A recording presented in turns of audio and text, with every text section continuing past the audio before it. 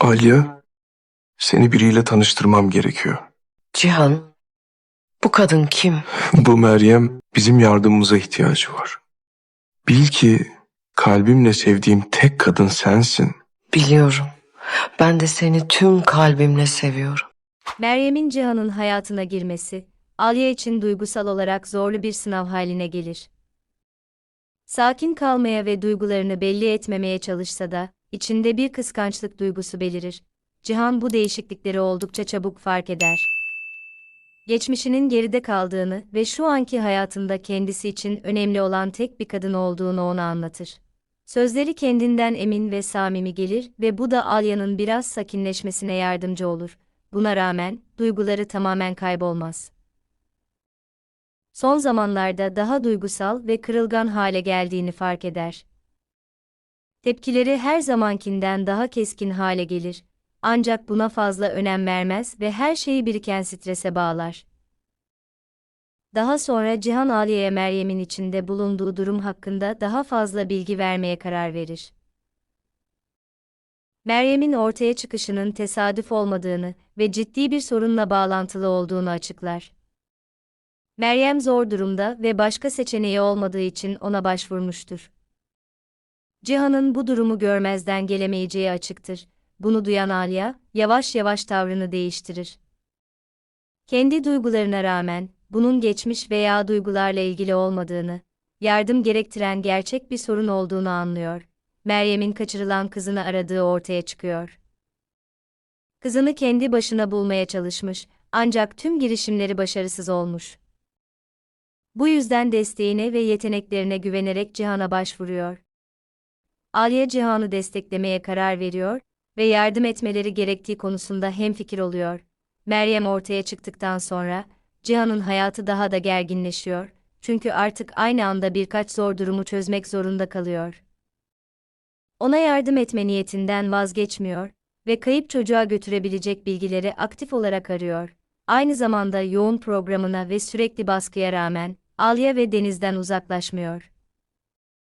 Cihan Meryem'e yardım etme çabalarının Alya ile ilişkisini etkilememesi ve aralarında ek bir gerilim yaratmaması için durumu kontrol etmeye çalışıyor.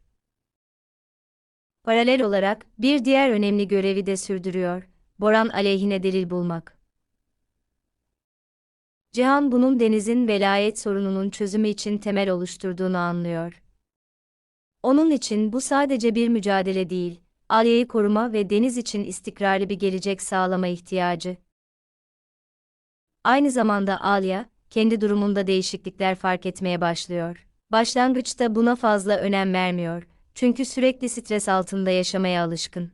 Ancak zamanla bu değişiklikler daha belirgin hale geliyor ve nedenini merak etmeye başlıyor. Bunun sadece yorgunluk veya duygusal stresle ilgili olmayabileceğini düşünüyor. Bu düşünce yavaş yavaş olası bir hamilelik şüphesine dönüşüyor. Alya aceleyle sonuç çıkarmak istemiyor, ancak bu olasılığı tamamen de göz ardı edemiyor. Kendini belirsizlik içinde buluyor, aynı anda hem endişeli hem de umutlu hissediyor, böyle bir haberin hayatlarını önemli ölçüde değiştirebileceğinin farkında. Böylece her biri kendi stresli sürecinde.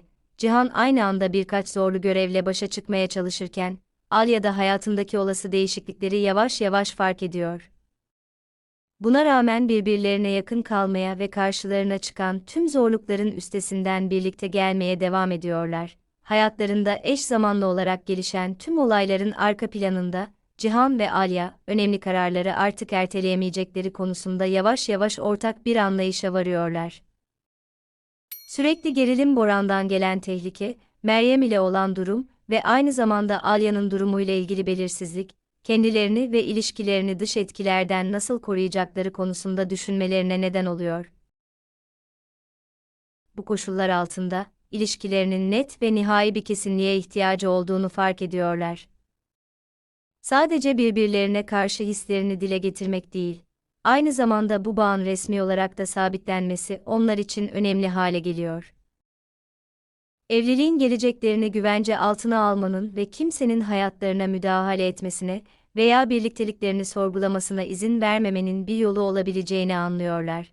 Aynı zamanda içinde bulundukları durumu açıkça değerlendiriyorlar. Bu anda evliliğin açıkça ilan edilmesi, özellikle Bora'nın etkisi göz önüne alındığında, gereksiz dikkat çekebilir ve ek riskler yaratabilir. Bu nedenle ihtiyatlı davranmaya ve bu adımı kamuoyuna açıklamamaya karar veriyorlar. Dışarıdan kimsenin olmadığı ve hiçbir şekilde kamuoyuna duyurulmadan gizlice evlenmeye karar verirler. Onlar için asıl önemli olan olayın dış görünüşü değil, resmen karı koca olmalarıdır. Bu karar durumu kontrol altında tutmalarını ve aynı zamanda kendilerini gereksiz tehlikelere maruz bırakmamalarını sağlar. Cihan için bu adım özellikle önemlidir. Alya'nın hamileliğinin doğrulanıp doğrulanmaması önemli olmaksızın, hayatını onunla kalıcı olarak birleştirmek istediğini açıkça anlıyor. İlişkilerinin hiçbir koşulda bir daha sorgulanmamasını istiyor. Alya'nın sadece duygusal olarak değil, resmi olarak da karısı olması onun için önemlidir. Böylece başka hiç kimsenin kararlarına karışma veya ayrılık olasılığını düşünme nedeni olmaz. Alya tüm olaylarla ilgili içsel deneyimlerine ve korkularına rağmen yavaş yavaş bu kararı veriyor. Bunun ona sürekli belirsizlik koşullarında çok eksik olan istikrar ve güven duygusunu verdiğini anlıyor. Onun için bu sadece duygularının bir teyidi değil, aynı zamanda daha güvenli bir gelecek yaratmaya yönelik bir adım oluyor. Böylece gizlice evlenme kararları, yaşadıkları her şeyin mantıklı bir devamı haline geliyor.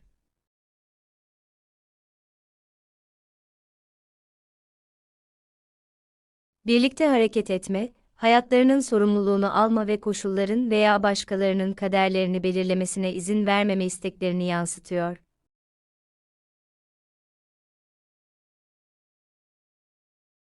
Bu durum Alya'nın Cihan'a olan güvenini ve kendi duygularını sınayan bir sınav haline gelir. Kıskançlık ve içsel gerilimlere rağmen, Cihan'ın samimiyetine ve seçiminin değişmezliğine yavaş yavaş ikna olur. Aynı zamanda Cihan da bağlılığını sözlerle değil, eylemlerle teyit eder ve zor koşullarda bile ilişkilerini istikrarlı tutmaya çalışır. Meryem'in ortaya çıkışı başlangıçta duygusal bir dengesizliğe yol açar. Ancak daha sonra anlamı değişir ve ilişkiye yönelik bir tehditten çözülmesi gereken ortak bir probleme dönüşür. Sonuç olarak ilişkileri zayıflamaz. Aksine güçlenir, çünkü koşullar şüphe uyandırsa bile güveni, birliği ve ortak eylemleri seçerler.